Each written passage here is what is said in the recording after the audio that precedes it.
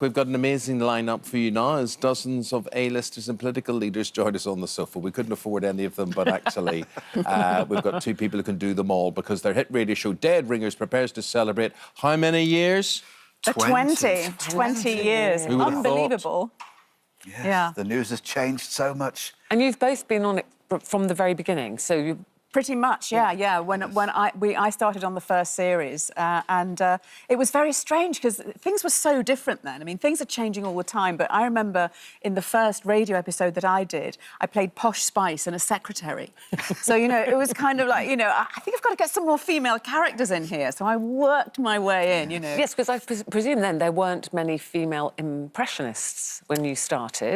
No, there was. Well, there were a few around, but I mean, there certainly weren't the women in power, in positions to of power. impersonate. Yeah. So you always had your Maggie Thatcher impersonators and whatever. Well, you know, the Maggie Thatcher was, you know, Steve Nallon used to do Maggie Thatcher very well, you know. He was really the Don at Maggie Thatcher. So, you know, we sort of said, well, Steve, you know, it's you know, this is the main character. When we were doing Spitting Image, Maggie Thatcher, obviously the main character. Quite ironic, it was played by a man, but, you know, big up to Steve. He did it so well. And who were the first characters you did, John? Can you remember that? Yes, in Dead Ringers. It had just been the time of John Major. So, you know, Mr. Blair was in and really marking his territory in this precise way. William Hague, of course, with that wonderful Yorkshire drawl that he has. Soon after that, George W.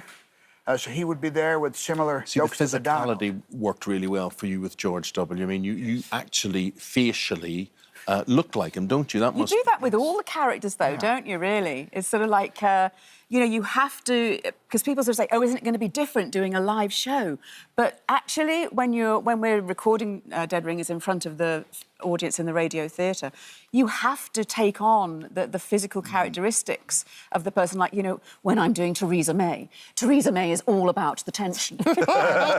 You know, you find yourself... I mean, Theresa May has that walk, if I may, you know, she walks like she's carrying a drip trolley.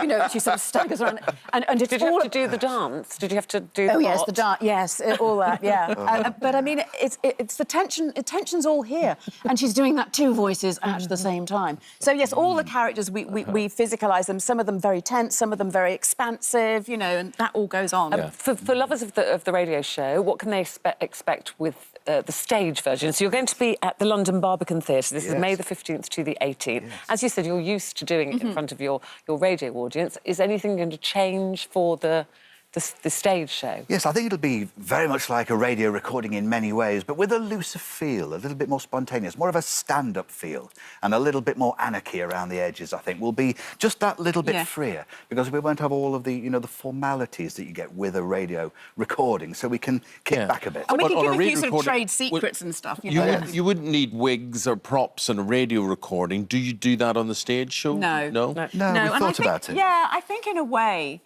people quite like to see the virtuosity of you just sort of going from one character to the other. And whereas, you know, when you have the costumes and the makeup, that's all great fun. But basically, people have this thing where they can say, oh, she doesn't look so much like, you know, this character. And so...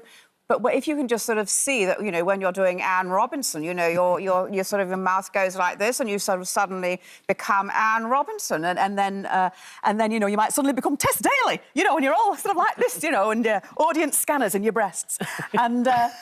Have you got any new female characters?